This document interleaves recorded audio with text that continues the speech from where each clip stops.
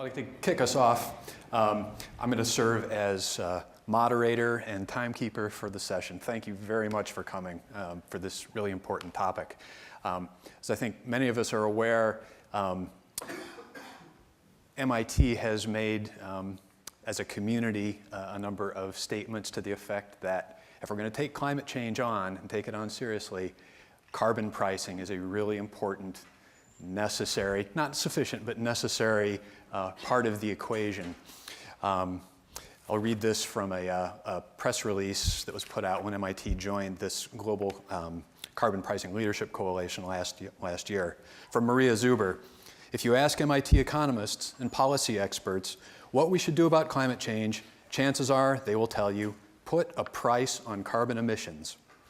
Along with increased funding for clean energy research and development, carbon pricing is one of the most effective things that we can do to speed up the transition to a zero carbon economy.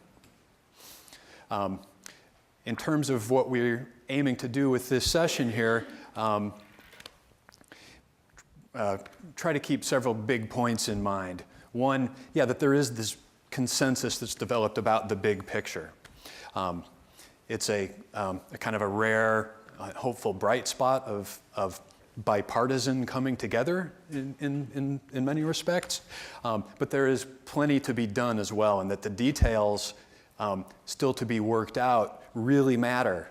And there's, I think, healthy debate that needs to happen that hopefully we as the MIT community and our surrounding community can really engage with. And so with that charge in mind, I'm really happy to introduce our panel to you. We have two legislators who are really leading the charge on this in Massachusetts. Jen Benson, Representative Jen Benson, and from Senator Michael Barrett's office, Sam Anderson.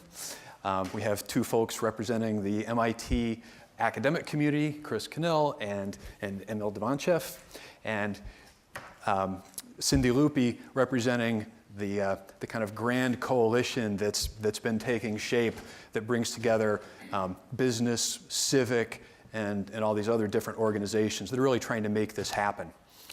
We're going to start off with kind of a series of opening remarks. Chris, take it away, please. Great. So first, thanks for coming. I've been tasked to give the academic groundwork for why we need a carbon tax from an economist's perspective. So I'll most likely be very boring, and then I'll hand it off to the more exciting speakers. But the first point, I want to make three quick points. The first is that you can't efficiently reduce greenhouse gas emissions without a price on carbon. Economists have actually known this for 150 years with the work of Pigou in the late 1800s. That is, the most efficient way to reduce something is to raise its price. It works for every other product. It works for products that we buy, and it also works for pollution.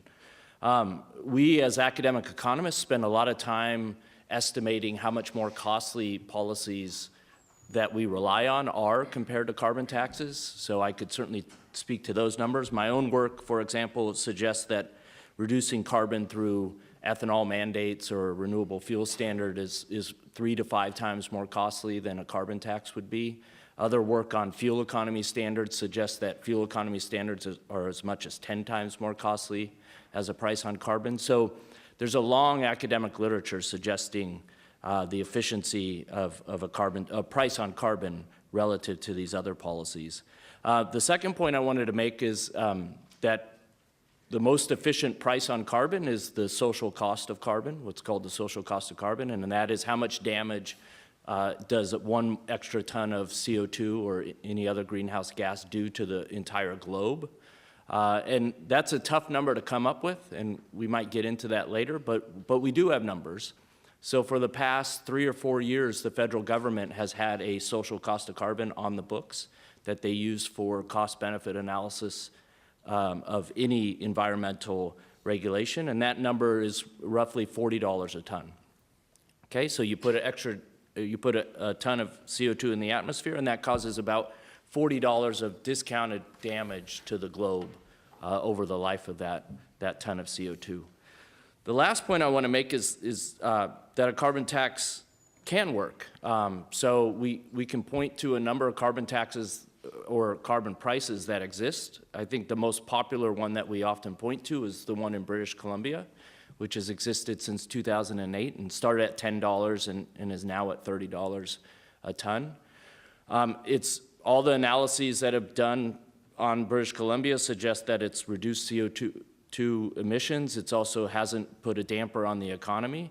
And the most striking feature of that carbon tax is that over 50% of British Columbians support it. And trying to find over 50% of anyone to support any tax is going to be very difficult. So not only has it worked, but consumers have embraced it, and most likely they've embraced it because it's a revenue-neutral carbon tax that collects the revenues and then sends it back to the population after at the year's end. So we need it. We can measure how high it should be, and we have good experience and actual evidence that it works. Great. Hi, well, thanks for coming. It's great to see so many people interested on this beautiful day talking about this issue. So I first learned about this issue, the concept of carbon pricing down the river at another school, and became really interested in this. So Massachusetts, I've been in the legislature since 2009. Massachusetts has been pretty aggressive in addressing, I think, climate change as much as we can and as much as we've been able to get political support for. We're part of a regional greenhouse gas initiative, which is a cap and trade system. We passed the Global Warming Solutions Act in 2008. And so we had pretty aggressive timetables on that. We have great incentive structure for renewable energy. So there's a lot of things we have done. And our initial goals we surpassed much more quickly than we anticipated. And so, we're seeing that there is an appetite for, I think, smart energy policy and interest in addressing climate change in Massachusetts. So what's the next step? So I think, we'll hear about my bill, you'll hear about Senator Barrett's bill today, and they differ slightly, but I think conceptually they are addressing the same issues. So, in addition to the economic aspect of using this market-driven system to drive down carbon emissions and consumption of carbon-based fuels, it also has a sort of a behavioral aspect to it. And it's the two-pronged approach of paying that additional price at the pump or wherever you may be, but then also getting that rebate check back. So you get a two hits on somebody. And so, that reinforces the idea of, if I pay less at the pump via, having a more energy efficient vehicle or whatever it may be, I get to pocket more of that rebate. So the actual sort of human sort of interaction with this is interesting and very different than a lot of the other ways we've tried to address this issue. So my bill is actually a revenue positive bill, and the reason I really wanted to go that route is because I felt that there are aspects to reining in carbon-based emissions that isn't only addressed through a revenue-neutral bill. And I really wanted to have an additional pot of resources to drive back to other infrastructure to enhance our ability to deal with this on a more rapid basis. So, for example, sending money back to cities and towns in order to make their buildings more energy efficient, to increase public transportation options, especially in areas where there really isn't any option. And so there were other aspects to living in a rural community. I felt we could leverage this new resource to further enhance sort of the benefits of the program. So the other aspect of my bill is that I really have tried to make it as progressive as possible and to hold the lower quintiles of income as harmless as possible. So it really does change sort of the rebate structure based on family income status and that sort of things, because one of the main reasons is many middle class, upper middle class families have already invested in a lot of the options available to them. And for example, putting solar on your house, right? Whereas there are many people living in multi-unit dwellings or in, rural communities where they haven't had the opportunity to invest in that. And so this gives more money back to them to help them spur on that investment, which then enhances their sort of income to cost ratio in their home. So, if they can drive down the cost of heating their home, whether it's through a new heating system, through energy efficiency, then they're pocketing more of that money and being able to spend it into the economy in different ways. So, so these are all points that are debatable. I mean, now we have a couple of bills that have been filed, one in the Senate, one in the House, where we do have differences, and we can debate those differences and what makes sense. But, my goal in this was to find a way to, if we're going to create this new program, I want to maximize the benefit. How can we maximize the benefit is by addressing those sectors that haven't been able to really take advantage of the energy and, green energy solutions that are out there right now. And one other thing I'll just mention is multi-unit dwellings. Multi-unit dwellings have been a real issue because, as a renter, you're not able to take part in a lot of these programs. We've also prioritized multi-unit dwellings as one of the areas to address. So I'm really trying to dig through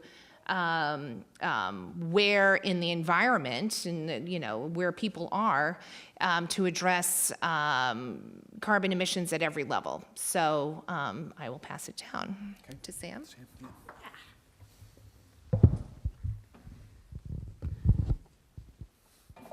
Hey, I'm Sam Anderson. I am a legislative director to State Senator Mike Barrett. I'm doing a little pinch hitting here while he's out of town. I don't have too much to say that Chris and Rep. Benson didn't. I will say that I've been involved at the staff level in one way or another in carbon pricing at the state level since 2012, and thanks in no small part to some of the people on this panel, we've come a really long way. Support's growing. Back then we had like a dozen co-sponsors, a pretty sleepy hearing and no real prospects. And this session we have over 80 co-sponsors and a real groundswell of support in the state legislature. So from my perspective, I feel like every day is progress, and I'm very happy to be involved in the effort and in the issue. So with that, I'll turn it over to the advocacy community and Emil. Thanks. Thank you. So hi everyone, thanks for coming. So I actually don't come to this from the advocacy side. No worries. Just to clarify. So I come to it more from the sort of analyst side, having worked with lawmakers in a few different countries on carbon pricing policies. The first thing I'd like to do is to recognize Representative Benson and Senator Barrett and their staff for the leadership that they're showing on this issue, because as we heard quite compellingly, I think, carbon pricing can be very effective. So I'd like to make 2 points. One is about the policy, and one is about the politics of this. So first, I think it's important to recognize that the effectiveness of the policy will depend on how we use the revenues, going much to Representative Benson's points. This is because carbon pricing does not get us all the way to decarbonization. So as we try to reduce emissions significantly, we run into obstacles that carbon pricing does not actually solve, especially around energy efficiency and around research and development for clean energy technologies. For instance, a study commissioned by the Massachusetts Department of Energy Resources found that a carbon tax similar to the ones that have been proposed does reduce emissions significantly. But to reach the climate goals in the Massachusetts Global Warming Solutions Act requires us to multiply those reductions by about 8 times. So carbon pricing is necessary, but it's not sufficient. So if we use the proceeds from the carbon price, we could help close that gap if we were to recycle them toward smart initiatives on clean energy and energy efficiency, I think. The second reason why it's really important to think about this, I think, is that it can be very helpful from a political strategy perspective. I think using some of the revenues to fund clean energy can help politically by securing the support of, for example, the clean energy industry, which has been becoming increasingly influential political constituency. Moreover, if you look at public policy, public perception polls, nationally they show that people tend to favor carbon pricing much more, both Democrats and Republicans, much more if the revenues are used for to fund renewable initiatives than if they're used as rebates and refunds. So again, this is a national data. So this brings me to my second major point about the politics. And this is just from my experience working with lawmakers on these kinds of policies, is that yes, carbon pricing is very cheap economically, but it's extremely expensive politically. So past experiences around the world have shown that to pass such bills and such proposals requires a lot of political capital, and a lot of compromises have to be made in the policy design to sort of secure the necessary support from the business community. So I guess a takeaway we can take from this is the only way the carbon pricing can work is incrementally. So you start with a policy that is less than ideal and you amend it over time. And I think that's important to recognize, because it's important not to make the perfect the enemy. Excuse me. It's important not to make the perfect the enemy of the good.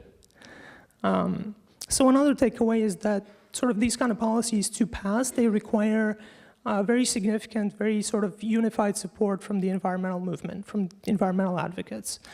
So this is something we've learned from past initiatives here in the United States at the federal level back in 2009 and 2010, as well as in Washington State just this past November. In both cases, the efforts and proposals failed, in part because of lack of sufficient support from environmental advocates. So hopefully we can kind of take this as a cautionary tale. So just to summarize, we need to talk about using some of the revenues for clean energy. But even more importantly, we need a strong, unified movement of advocates to sort of embrace a kind of pragmatic incrementalism to make this happen. Thanks. Here you go. Okay, well, so you've heard perspectives from 4 people. And here I am, I guess, batting cleanup, or at least standing between you and question and answer. So I will do my best to be interesting here and brief. My name is Cindy Luppi, and I'm the Regional Director for Clean Water Action, and I'm also the Coalition Coordinator for the Mass Campaign for a Clean Energy Future. That is the coalition that is uniting groups across the state around the goal of getting a Massachusetts state-level price on carbon in a fee and rebate policy as a stepping stone and an active momentum for national policy reform. So we're working in collaboration with states across the country. Over 18 states have some level of carbon pricing policy that they're moving forward, that's being considered in state legislatures. In Massachusetts, we have over 50 groups from the environmental, climate, faith, health, civic, grassroots community, all leading this push. So I want to stop and ask, who here is a member of or representing an environmental group or one of these kinds of groups? What group? Citizens Climate Lobby. Citizens Climate Lobby is a leading partner of this effort. I teach a class of water and climate change, and I have an NGO called Pure Home Water. Beautiful. You're not part of it yet, but we're in growth mode, so we'll be talking to you. Fossil-free MIT here on campus. Awesome. Well, we should definitely be talking to you as well. Anyone else? We represent members from the Environmental League of Massachusetts, the Sierra Club, Climate Exchange, which is the group that was formed with a singular focus to pass carbon pricing in Massachusetts and in other locations. Faith communities, the League of Women Voters is incredibly active. Physicians for Social Responsibility, Healthcare Without Harm, just really groups across the state have united around this goal. And what we've learned so far is that the political unity is really important. So we are embracing every bill that looks at reasonable, effective carbon pollution reductions in an equitable way as worthy of support. So both Rep. Benson's bill and Senator Barrett's bill are supported strongly and passionately by coalition members. We want to make sure that I guess the lessons learned from Washington State, where there were divisions in the movement that has slowed down the road to carbon pricing there, that we don't repeat some of those dynamics here in Massachusetts. I guess that leads us to the question of why Massachusetts, with all of these states moving forward, why are we so invested in Massachusetts other than the fact that, you know, we all live here? One major factor is actually what several speakers have already mentioned. The Global Warming Solutions Act mandates that we hit at least 80% pollution reductions, carbon pollution reductions by mid-century. Does anyone know where we're estimated to be right now? Have a general idea? This is from a baseline of 1990 emissions. There's different schools of thought on this, but in general, we're in the 16, 17% reduction area, and we need to get to 25% by 2020. Beyond that, there is no comprehensive plan for how we'll get to steady pollution reductions in 2030, 2040, or 2050. So the Department of Energy Resources study that Emil mentioned is a really good tool for us to see that we cannot reach these goals without carbon pricing. I think you heard that unequivocally from all of the speakers. So we know we have to make this happen here if we're going to hit our mandates.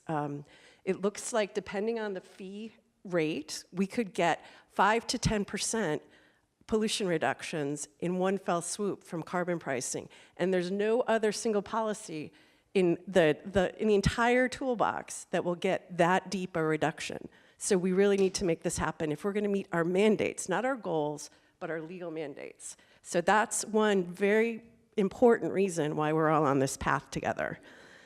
I think another piece that we haven't brought up yet today is the nature of our economy.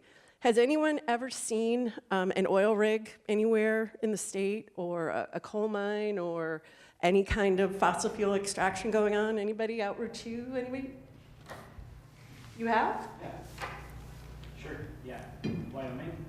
No, in Massachusetts. Way out Route 2. Wow, my whole next point is ruined. Okay. In Massachusetts, we import all of the fossil fuels that we burn. So what that means is the fee that a carbon fee would put on fossil fuel producers all fall on out-of-state fossil fuel interests. And I just want to take a second and ask our political players here, how important do you think that fact is in terms of policy viability? I think with a certain sector that may be. I think for the general public, though, I don't know how important that is.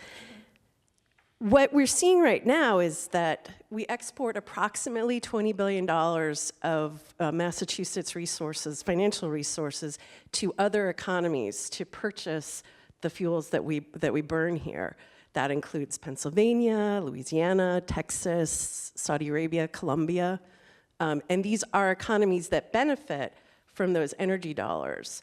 So there is, as has been mentioned, a real incentive, if we can align this incentive with capturing those dollars and investing them in a local, homegrown, clean energy economy. That is something that does incentivize the clean energy and clean tech sector to join with us. So we feel really fortunate to have both business leaders and industry analysts supporting this policy in ways that, make strange bedfellows sometimes, but also, make me feel really fortunate that we're looking at a very pragmatic policy that multiple sectors of our economy and our population can embrace. So there's a lot of hope in that. They also tell us, many of these business interests, that we just flat out need to level the playing field between the out-of-state fossil fuel resources and the in-state alternatives, including increased efficiency, including increased solar, renewables, storage technology. So there's an innovation economy here that has sparked, but has certainly not hit its full potential. And there's a lot of support for seeing how far we can go in Massachusetts. One of the colleagues of the representatives here, a new representative from Western Mass, has said he would like to see Massachusetts become the Saudi Arabia of battery storage technology. I think maybe MIT is the only place where we could get a smile or a laugh from that statement. So thank you for being intrigued by that. But it is a solid point. We want Massachusetts' economy to keep growing, and we want it to be a clean tech future for all. And we also want it to be an equitable future. This is the last point I want to make. Massachusetts has a really proud history of focusing on equity and making sure that low-income and moderate-income families don't get overburdened by environmental advances. And I feel really proud to be in a state where really responsible policymakers like Representative Benson and Senator Barrett have looked so carefully at these policies that they have very carefully tweaked the models and the formulas such that low and moderate income families, folks who are, make 60% lowest salaries, lowest incomes in the state, will either come out ahead or at least break even between the fees that they pay and the rebates that they get. So that's a large part of why the faith community has joined with us. Over 150 religious leaders across the state have taken up carbon pricing as the next climate leadership move that Massachusetts should make. And these are people, faith leaders, representing it's an interfaith leadership team, and it's the thought leaders in the faith community in Massachusetts which help influence the rest of the country as well. So we feel really fortunate about that. Finally, Massachusetts is the land of wanting to do things first and best. We felt that way, I think, about health insurance reform, although the outcome is questionable. We felt that way about same-sex marriage. We certainly feel that way about climate change. So we would really like to see, and our elected officials very fortunate to want us to see make this next leadership move. So we are all about momentum right now, and we're hoping that each one of you can join in the effort. We have sample letters here that you can take with you and send to your legislators and also to the governor, who also is keeping an open mind about carbon pricing, but has not embraced it yet. He's not said no, but he's not embraced it either. So we really need to raise our Massachusetts voice with all of these elected officials. So I guess we can end there and hand this back to you, Curt. Thanks. I'm actually mic'd up, so y'all can pass the mic around. I'm going to call moderator and ask the first question, if it's okay, before I open it up. For those of us who haven't gone through the experience in any detail of moving state-level legislation through, what does it look like to take something that's got this kind of level of pretty strong support, over the top to the point where it actually gets put into force? How can we help with that? Any thoughts? Well, it's messy. I can say that, as it is everywhere, I think. But I'll start out by saying this is very general to any legislation. the government is set up to be very inefficient and slow. I mean, that's purposeful. Because, you know, this session we've had 5,700 bills filed, and we don't want 5,700 new laws passed. So it is difficult to get a law passed. And so something this complex, and I would say not well understood by many of my colleagues, is very, very difficult to pass. And so obviously there's a lot of hurdles. The first hurdle is to get through committee, which luckily Senator Barrett is the Senate chair of the appropriate committee. So that should help us some. But then it will, you know, move through a very slow process, probably go to a secondary committee in each chamber before it ever sees the light of day. And ultimately, there are a few people that really need to be influenced on this, and in order to get it down, you know, the sort of the last hurdle. So what I would say is, I think speaking loudly and educating friends, colleagues, you know, whomever about this, always sending letters, making calls to your state legislators is very important. I encourage people to write letters to the editor or op-eds, because I think the greater public really needs to understand this better, because really all they hear is tax. They think it's a tax, which it is, I mean, frankly. But the end result is not about beefing up the state coffers. It's really about sending that money back out to people, to businesses, to cities and towns in order to address this pressing issue. And I think that ultimately, with what is happening in Washington right now, that may be our best ace in the hole, because clearly this administration not only does not believe in science, but also does not believe in funding the EPA or you know, supporting things like CAFE standards in California and that sort of thing. So I think this gives us an opening to say that, you know, if we want something done around climate change, we have to be willing to address it ourselves. We can't look to Washington to solve this problem. I think that one of the political issues is that people say, well, what does it matter if Massachusetts, what impact will that have on global climate change, our little state? It probably won't have a huge impact on global climate change, but it will have a political impact on the United States, and that I truly believe. Somebody has to be first, and we've been very willing to do that in the past. And I think that we should use that political capital on this issue. And, you know, we could also mention that there's probably a lot of beautiful homes on the Cape that could be underwater in the next generation. So perhaps, if nothing else, that will motivate people. I'll just add to that I believe the bills that are proposed in Rhode Island and Connecticut look to Massachusetts to be the first one to jump. And they have trigger language where if Massachusetts puts something like this into play, they're ready to go. I don't think those are like approved bills, but they're proposals. And so that's the kind of thing that gets set up. Any other comments on the topic? Yeah, I'll just make an observation and buttress something that Rep. Benson said. On big ideas like this, what the legislature is often looking for is consensus before actual legislation takes shape.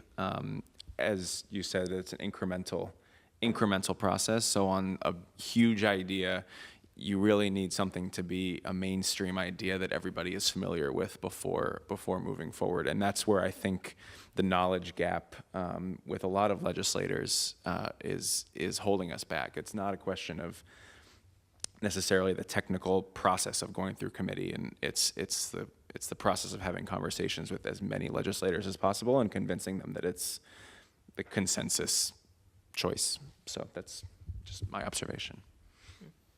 Cindy? I would say that's true, which gets us back to the role of everyone who's sitting here in the room. The more noise we make, the more we reach out to our legislators and municipal officials and organizations that we work with, the more it's sort of a everything in the kitchen sink approach to building momentum and building a roar in support of this leadership step for the climate. And It's a really exciting process to be a part of. I feel really fortunate to be in the spot that I am because I get to see the businesses that are stepping forward and implementing carbon pricing voluntarily within their business. I get to see the churches that are moving forward and meeting with their legislators as a body to influence them in this direction. I get to see legislators like these leaders really step out before their colleagues and be change makers. Both the senator and the representative are in leadership positions, key leadership positions in both bodies. So they have their actions carry a lot of weight. And honestly, I think this effort in Massachusetts, although it is not easy, it's quite hard. It requires each of us to be persistent. But we are so fortunate to have the unique characteristics that we have in this political playing field in Massachusetts that ultimately I'm feeling really confident that if we're persistent, we will get there. So I'm just hoping that all of you will be interested in getting involved. Great. Open it up to the floor for questions. If you can come up and use one of the mics. Thanks.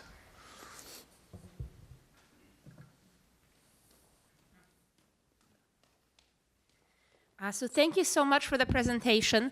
A question for Representative Benson. If the tax passes, what would it mean in practical terms? So for example, how much more would a gallon of gasoline cost? Thank you. All right, so thank you for the question. So my bill starts at a $20 per ton of carbon emissions. Yes, I know. And goes up to $40, and then after that, every other year, there's basically a decision point whether or not to increase it further or if that's working. So that's the structure. So that translates to about 18 cents per gallon of gas. Now, just to put that in perspective, though, I will say that, I was curious looking at the US dollars of a gallon of gas in Europe. Right now in the UK, it's $5.77, I believe, for a gallon of gas. It's in that, $5.50 to $5.75 range in all the countries that I looked at. And we have to also understand that our gas prices are artificially deflated by a lot of sort of the government intervention, the federal government intervention into sort of the fossil fuel industry. So, we're kind of at a low point globally. Could you kind of dissect the, what happened in Washington State this past year, like what went wrong and what we can learn from it? And then also, too, is that rift kind of reincarnated between the Barrett and Benson bills? And, if, aside from the fact that that was on the ballot versus this is legislation, if that's not kind of reincarnated, how have we avoided that? So I think the Washington State experience is a cautionary tale. I think we're working really hard to make sure that we're all supportive and happy with each other's approaches. I personally think that the tactical error that the folks in Washington made was to go to the ballot in the first place. I don't think this is an issue that belongs on the ballot. I think if you ask people, even in Massachusetts, if they want their gas to be more expensive, they'll say no, even if you tell them it'll save the planet. So that's my personal opinion. I don't know if others here agree on that, but say a little bit what the Washington situation was, in case people don't know. Yeah. Anybody want to? I don't have any first-hand knowledge. Yeah. Okay. Yeah. So it was sort of from an academic perspective, your optimal carbon tax in many ways. It was it used the tax revenue to lower other taxes, corporate income taxes, and then to increase the earned income tax credit for low-income consumers. So from an academic perspective, economists, that's how we would use the revenue, right? So we have good taxes and we have bad taxes. Good taxes are taxing things that we want less of, and bad taxes are taxing things that we want more of, like labor and sales taxes and so on. So any situation where we could replace bad taxes with good taxes, the economists are always going to be in favor of that. But that's from the ivory tower. I think the difficulty with the Washington State proposal is that it was very cumbersome and non-transparent, and there were arguments over whether it was actually revenue neutral, whether it was going to generate enough revenue to cover the tax breaks, and then it was also going to replace some environmental programs, and that led to a number of environmental groups being against the tax. So that's the beauty of something like Senator Barrett's bill, where it's just a tax and dividend program where all the money goes in and then it goes out. That transparency has a lot of benefits. Representative Benson's bill pushes that a little bit further and uses some of the money for other potentially useful things. And so it's a nice mixture of the clean tax and dividend program to using some of the money to do other things that we would like, and not at all close to the Washington State, very complex and I would just say non-transparent bill. Plus the fact that if you let the population vote for a tax, I think the typical answer is going to be no. I also think we have to be really careful when we are building political support for an initiative to make sure that the voices at the table are respected and heard, and that there's a good dialogue. And there were two very different groups of people who were convinced that they each had the best model and had talked to a lot of people within their circles, and there was a real clear sort of dividing point. So the public coalitions divided and split in ways that were really unfortunate. When everyone could embrace this push for climate leadership, there was a clear division around the ways to get there, strategy and policy framework. And that's really hard to build a winning campaign on that kind of a playing field. So just hard. So in Massachusetts and in many other states, we've learned from that experience and are trying a different approach to be a little bit more flexible about policies, to flag the benefits of the different models, and to make sure that at the end of the day, we respect each other, we're talking to each other and not past each other, and that we're keeping our eyes on the prize, on making sure that a next climate leadership steps moves so that we can meet our generational and legislative mandates.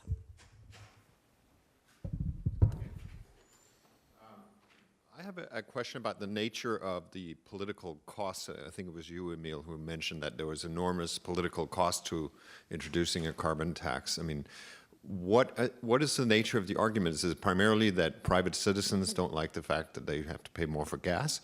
Or is it a jobs argument that the energy-intensive industries in Massachusetts will move outside of the state? Or where is this, or is it just simple general resistance to government regulation of any kind?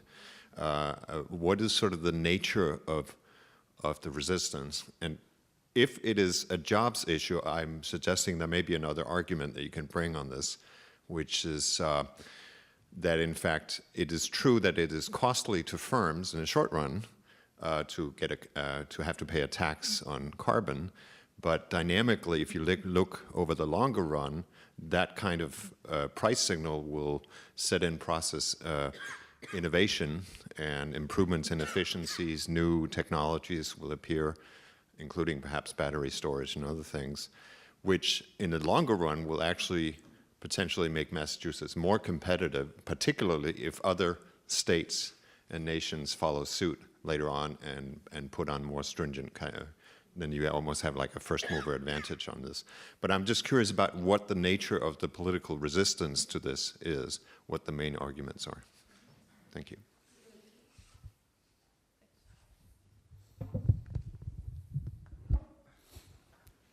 Yeah, so thanks for the question. So there are two things I would say. First is a carbon price makes costs very visible.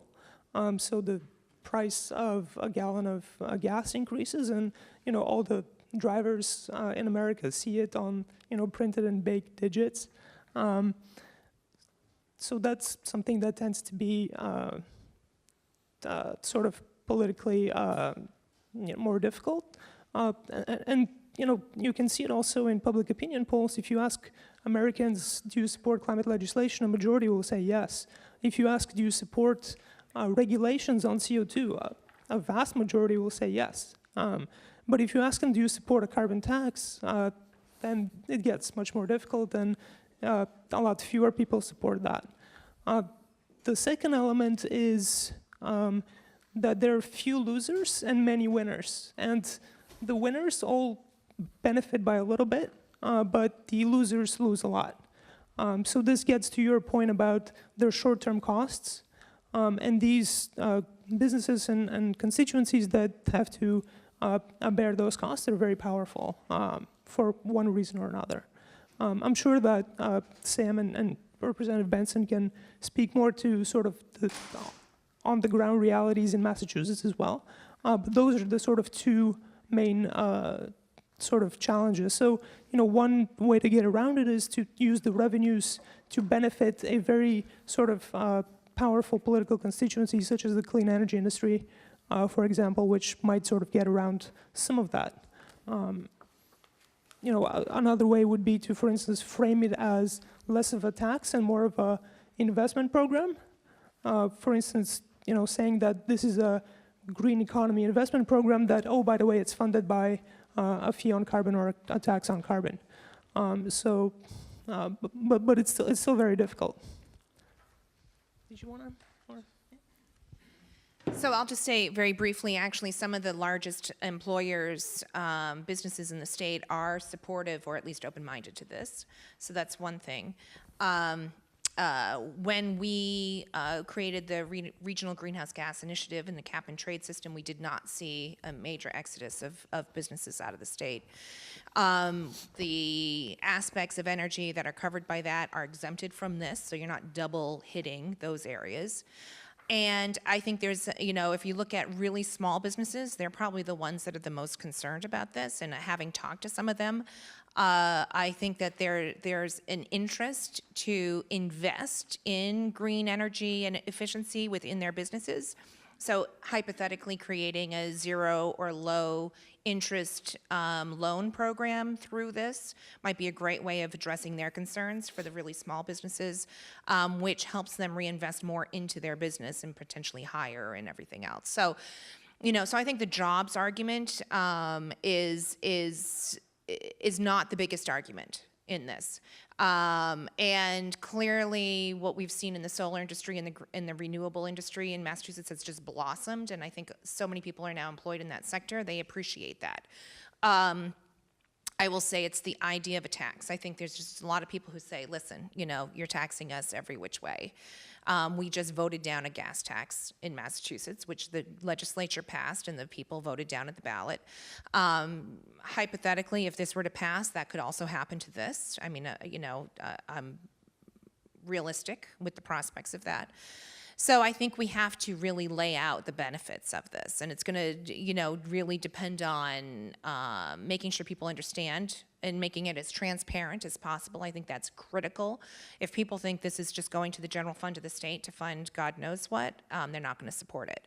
So ensuring that in this legislation, it has to really be spelled out where the money's going, how it can be used, how those rebates work. I think both of our bills also take into account sort of mitigating some of the issues outside of 495, like having to drive further. We actually add a 30% increase to the rebate for families outside of 495 that don't have access to public transportation. So we're trying to thwart as many of those arguments as possible, that it's going to overburden some and only benefit a select few or the state as a whole. So we're working those, but I think just the idea of another tax is what is the biggest issue. Everything else, I think we can address very, very well. So that's my. Do you have? Communications firm that's looked at this has said that we should never say the word tax. We should say fee, fee, fee, fee, fee, fee. And rebate, start with rebate, don't say tax, for what it's worth. So Rep. Benson, I think you were just starting to get at this, but a question I have, I'm really interested in the actual mechanism by which people would receive the rebate or the dividend or whatever you call it. because I think that potentially could be a place where you reduce the political burden. And so, for example, people getting their first rebate check, call it a prebate, before they see the increase in energy costs. And I'm just wondering if you can talk a bit about, have you thought about that, and how can you design the actual, can you avoid direct deposit so people actually get something in the mail, that kind of thing. We have had this discussion. You would not believe how much time we have discussed this exact issue, because it is important. Not only, the prebate is an interesting, also from a business perspective. If you look at cash flow issues and that sort of thing, getting that sort of prebate is a great idea, because for them, it sort of thwarts some of that expenditure up front in order to get a rebate, right? So that we've had that discussion. But also how do you physically get this to people? And we wanted to do a physical check to be mailed out. And we keep discussing that because of the sort of the behavioral aspect of that, getting that money in your hand. The problem is, though, it's expensive to do that. And so there's, how much overhead are we willing to add on to this program? And so that's the debate we've been having back and forth. Do you want to? Yeah, and obviously cost is a concern, but another piece of it that we continuously debate is how often. There's language I think we wrote that says as often as possible. So if you want to do it monthly or quarterly and you can do it cost effectively, we also think that would be a great idea, but obviously the limitation is overhead. So, but that's another piece of it, prebate and how often. Another element of this that has been really carefully studied, which I think is incredibly impressive, and again, I think it's a credit to Massachusetts, is the people who are too poor to be in the tax system. Those people are estimated to be about 9% of our population. Their needs have also been really carefully considered, looking at programs where they are in databases like food stamps and SNAP programs, fuel assistance programs, so that the poorest of the poor also are ensured to the best of our ability that the people who can at least afford to pay this fee would make sure that the rebates would reach them. I think that's another key part of the debate, particularly with the faith community. Hi, I wanted to follow up on something you mentioned before, which was just educating other legislators about this particular legislation. So I'm wondering if, my perception is that this really is a very urban-rural split in terms of supporters and detractors, in terms of people that are more reliant on vehicle transportation. If I'm wrong, please correct me. But those that are more reliant on transportation, particularly personal vehicles, and those that have other options. So I was wondering if, first of all, if that is a major split that you're trying to overcome, and second, if it really is educating other legislators about what's specifically in this proposal, are you expecting to have additional amendments or other language, or could you potentially imagine during hearing to actually change significantly to provide additional assurances or benefits for those other communities? Thanks. Sure. So worked into the rebate structure is, as I mentioned, a 30% additional so you get 130% rebate if you live in an area where you're dependent on cars. So in a rural area, for example. So that is worked into both of our bills, I believe. Right. So, and then I would say, you have to realize legislators come from every walk of life, every background. So I have colleagues who don't have smartphones to, very technologically savvy colleagues. So, there's a wide range of people we have to explain this to. And I don't think it's not a rural-urban split. It's really more of sort of a worldview split, I would say. So, and sort of a basic understanding and background, split. So, I think we have a big sort of education gap there in the State House, as we do in the public. So I think it's very reflective. What was your? Oh, the amendment process. Yes. So. Absolutely, in committee, bills can be changed, bills can be put to get combined. There's lots that can happen. And then if it should reach the floor of the House or the Senate, people can file amendments there as well. So it's going to be up to really the committee chairs to sort of watch that process and ensure the integrity of these bills stay intact moving forward, and that amendments are, welcomed to the bills that would strengthen them or help them pass. All right, we are out of time. We got one last question, short one here. I want to thank you. I'd like to thank the panel for an interesting meeting. But I would like to address my question to Emil. I was disappointed to hear you say that carbon tax by itself was not going to solve our problem. And I wonder if that's because you're concerned about the political backlash that might come from raising the tax to the point where it actually would meet our goals. So that's part of it. That's one of the biggest reasons, yes, but it's not the only reason. Other reasons are that there are more market failures than simply the sort of lack of CO2 pricing. So what I mean by that is, even if there was a very, very high CO2 price, you still wouldn't be able to incentivize everybody to make their homes as energy efficient as they could be. Energy efficiency is sort of one of those really hard things that runs into other problems, like the fact that many of us don't own homes, but we're actually tenants, and so maybe we don't pay the utility bill, so we don't have the incentive to reduce emissions. And this is just one small example.